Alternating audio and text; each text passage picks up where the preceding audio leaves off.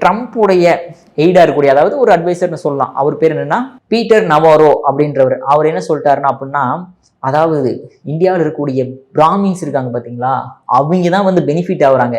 எதனால? ரஷ்யாவுக்கு ஆயில் வந்து வாங்குறதுனால அப்படின்ற மாதிரி ஒரு குண்டா போட்டிருக்கிறாரு. இதெல்லாம் எந்த அளவுக்கு அநியாயம் பார்த்தீங்களா? இங்க முக்கியமா இருக்கக்கூடிய அதானி அம்பானி சொல்லிட்டு இருக்கிறவங்களே வந்து பிராமின்ஸ் கிடையாது. ஆனா ரஷ்யாட்ட இருந்து ஆயில் வாங்குறதுனால பிராமின்ஸ் வந்து பயனடைகிறாங்களாமா அப்படின்ற மாதிரி ஒரு வார்த்தையை சொல்லிக்கிறாரு. இது இங்க எவ்வளோ டென்ஷனை உண்டாக்கும் சொல்லுங்க பார்க்கலாம். அதாவது ரஷ்யாட்ட இருந்து ஆயில வாங்குறதுனால அதை கிளீன் பண்ணி பெட்ரோல் நம்மளுக்கு யூஸ் பண்ணது போக பெட்ரோல் நம்ம நிறைய பேருக்கு எக்ஸ்போர்ட் பண்றோம். இதனால பெனிஃபிட் ஆகுறது பிராமின்ஸ் அம்மா இப்பன்ற மாதிரி ஒரு ஸ்டேட்மெண்ட் கொடுத்துருக்காரு. ஸோ இந்தியாவுக்கும் அமெரிக்காவுக்கும் உள்ள பிரச்சனைகள் வந்து இன்னும் இன்க்ரீஸ் ஆகிட்டே போய்கிட்டு இருக்குது ட்ரம்ப் இருக்கிற வரைக்கும் நினைக்கிறேன். பட் ஆனா இந்தியா, சைனா, ரஷ்யா அவங்களுடைய கோஆபரேஷன் இப்போ எப்படி போயிட்டு இருக்குன்னா நல்ல பாண்டிங்கா போயிட்டு இருக்கு. ஸோ அதனால எல்லாம் அமெரிக்கா வந்து தனிச்சு விட போறாங்க.